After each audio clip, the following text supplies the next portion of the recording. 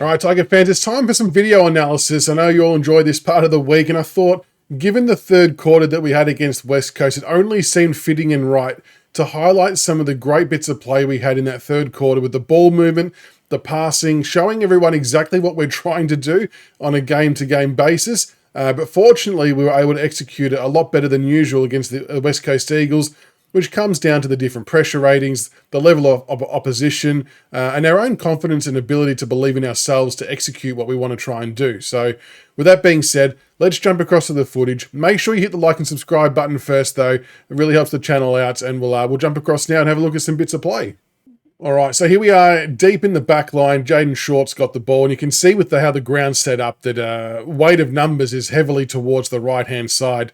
Which kind of felt like a bit of a theme to the game, but Sam Banks gives me a little lead-up option. Now, I thought here might have been a perfect chance for Banks to give the release handball back to Jaden Short, given the space over the top, but he's opted not to do that, but it ends up being okay. But if you were to look at previous games from us, I would say that 9 times out of 10, the next kick that happens usually from here is straight down that line into that congested area to a heap of contests. And we kind of hope for the best, and the big guys fly. The smalls try and get position. There's no extra numbers behind, or there's one extra number right at the very back there for West Coast. But even, he's not even extra. He's just loose off Jonty Fall, I think it is.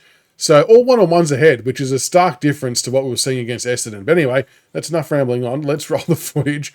So instead of going down the line to a heap of one-on-ones, Banks actually switches it across the face of goal to Miller. This is something we don't tend to do nearly enough. And whether it's because of opposition setups, that's probably the likely answer, but good to see us actually change the angle of the ball. So if you look at what's happening now, you've got Tyler Young just over the top here, who's already bursting into space. And I think that's Luke Traynor at the top of the 50. He's already got space on his man as well, running to the boundary line. And what Luke Traynor's run actually does is it actually brings Maurice Rioli into play over the back there that you can see in the center of the ground, who's already got about 15, 20 meters on his opponent. And he's heading straight to the wing area, which is now where Luke Traynor's dragged his man out of. So if we roll this forward a bit and see how it plays out. So Ben Miller identifies that space, kicks it out in front to Morris Jr. Morris has told Tyler Young to get on the inside, releases the handball beautifully. Tyler Young goes down the line. Jonty Falls worked in the space, takes the mark, unopposed inside 50. So that was a nice coast-to-coast play by switching the side of the ground that the ball was on. We often end up being very predictable, being just going down the line all the time. So when we do get the chance to actually shift it across, it was actually good to see us take that option and then everyone run hard into space for it to work. That doesn't work. That play doesn't work if Traynor doesn't lead forward. It doesn't work if Morris Jr. doesn't respond quickly to the cue and identify the space and get into the space. And then Jonty Fall, who we saw was a part of that one-on-one contingent on the right-hand side, he then got on his bike and ran into the space left over the top as well. So 3 or 4 really good examples of anticipating the play, reading the cues of the kicker, and being able to execute it at a high level when you go coast to coast and Jonty Fall gets a shot on goals. That's the first one I wanted to look at. All right, the second footage is, again, it's from a kick out. So we've got Shorty's got it in the goal square here. And again, when the camera pans back, you can see we're overloading the right-hand side again, this feels like a bit of a set play, but goes in short. I mean, that's a dangerous kick to Nathan Broad, but he makes it work and takes a very nice mark. And as you can see, all the numbers are to the right-hand side. And again, similar to the last take, typically we would see this next kick go down the line, wouldn't we? But we actually get a little bit creative. So Sam Banks ducks back on the inside, takes the mark there, which again opens up the whole left side of the ground. The only difference this time, though, is the Eagles were a bit more aware to it, and they've actually cut off a lot of those exit points. So we don't have the very, very free space that we had for the last one. So Banks has a couple of decisions he's got to make. So we do still keep trying to go down that side of the ground with Vlauston. He gets himself in a bit of trouble here. Thankfully, Miller's aware. Now, as Miller takes this mark, we often speak about, and this is probably actually relates really strongly to Ben Miller in particular, a bit of a criticism that we've had of Miller, and there's not many because he's been super defensively, is he doesn't often pull the trigger quick enough offensively. Like, he just sometimes takes a little bit too long to make a decision, which can impact how the ball travels down the ground.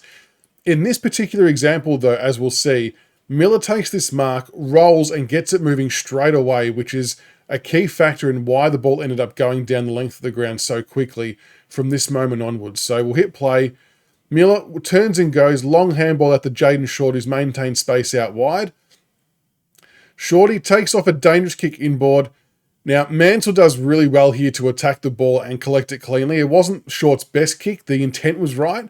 The execution, I mean, it didn't fully hit the target, but thankfully Mansell, being quite nimble and agile, was able to get on the end of it. And then to keep running inboard as well, opens up areas. I don't know if that kick was deliberate or not. I mean, he did a few during that game that were scrubbers. Maybe it was deliberate to not let them mark the ball. But he's identified, we've got 3 targets forward of the ball here. I think that's Cozzy's about to collect it and gives the handball off. Unfortunately, we actually give away a free kick to, well, it kind of voids the 450 entry, but we'll roll it. Or was it Taranto might have been.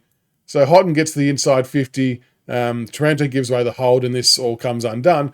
But you can just see the quick decision-making and ball movement from the defenders is so vital in moving that ball quickly up the ground. And I think a game like the one against West Coast, they took a lot of confidence out of, and hopefully we can see a bit more of that. So that was a good second example of us going coast to coast in a method that we don't usually use. We don't usually use the switch method. It's usually just down the line contest, see what happens from there. So good to see that we've tried 2 switches in these examples, and both have come off.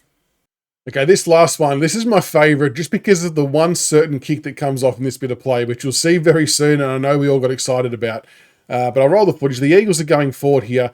Brody gets in with a really, really great spoil. He's rolled back into defence perfectly. So Sonzi's grabbed the ball. He's cleaned up the broad spoil, which, I mean, it actually goes to a dangerous spot if we're being honest, but it's worked out okay for us in this instance. So Sonzi collects the ball, and he's got a couple of runners, but he obviously goes the correct option on Camden McIntosh on the outside. Camden tries to progress the ball to Taj, but we get stuck in the trouble. This is the kick here.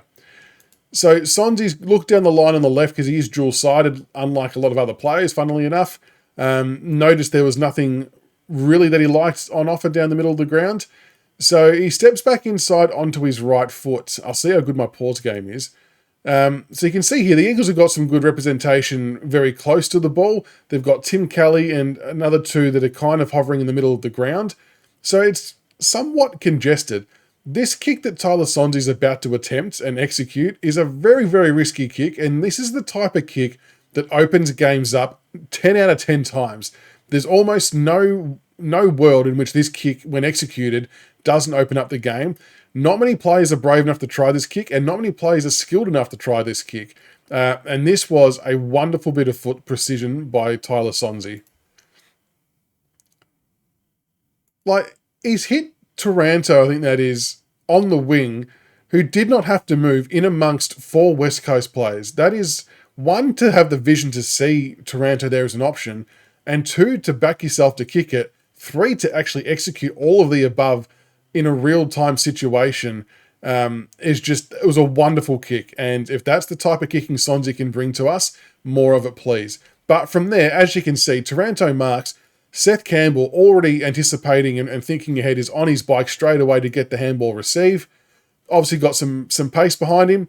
And then we've got all the runners. So as soon as that first kick from Sonzi hits Taranto, what we don't see is all of the Richmond players take off from their direct opponent. They're already anticipating running to the second or third kick to be in the next position to help create a goal-scoring opportunity. And that can come undone. Like, if Taranto misses that handball, or Seth Campbell stumbles or drops the ball and they've all run forward, it comes undone quickly and then it goes back the other way and you're outnumbered. It's the whole risk versus reward. But in this example, we read the cues well, the skills were executed well, and then it unfolds how it does. So Seth gives a long looping handball to Jacob Hopper, who's got no one within 25 metres of him. Has a bounce, probably could have kicked it himself, made it a bit more difficult, but Mansell finishes the job.